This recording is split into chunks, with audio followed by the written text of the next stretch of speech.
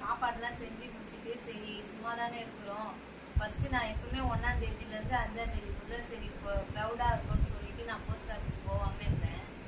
பார்த்தா சரி இன்னைக்கு 16 தேதி ஆயிடுச்சு, இப்போ போயிட்டு வந்தால் கொஞ்சம் க்ரௌடு கம்மியாக இருக்குன்னு சொல்லி காலையில் கிளம்பி 10 மணிக்கா போல் போஸ்ட் ஆஃபீஸ் தான் ஃப்ரெண்ட்ஸ் போனேன். அங்கே போனால் அந்த வெயிலில் நான் பட்ட பாடு இருக்கு பாருங்க. அப்பா ஏன் தான் போகணுன்னு ஆயிடுச்சு.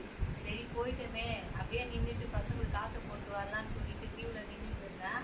நிற்கவே முடியல அந்த வெயிலில், என்னால் ஏன் தான் வந்தேன்னு ஆயிடுச்சு. சரி நின்று அந்த காசெல்லாம் போட்டுட்டு கொஞ்சம் வேலை இருந்துச்சு பேங்க்கில், அப்படியே செஞ்சுட்டு சரி வெயிலில் ரொம்ப கலப்பாக இருக்கேன்னு சொல்லிட்டு முடிச்சுட்டு வெளியில் வந்தால் ஐஸ்கிரீம் கடை இருந்துச்சு. ரொம்ப ஒரு மாதிரி டயர்டாக இருந்துச்சு. சரின்னு சொல்லிட்டு பக்கத்தில் ஐஸ்கிரீம் கடையில் போயிட்டு ஒரு ஐஸை வாங்கி சாப்பிட்டுட்டு சரி வர வழியில் பசங்களுக்கு ஏதாவது வாங்கிட்டு போகலாமேன்னு சொல்லிட்டு நீங்கள் பாருங்கள் பீட்சா கடையில் போயிட்டு ஒரு பீட்சா வாங்கி எடுத்துக்கிட்டு கொஞ்சம் என் பொண்ணுக்கு பிடிச்ச டைரி மில்க்கு அது ஒன்று வாங்கிட்டு வந்துட்டேன். என் பையனுக்கு வந்து ப்ரௌனி கேக் பிடிக்கும், அதனால் அது அவனுக்கு வாங்கிட்டு வந்துட்டேன்.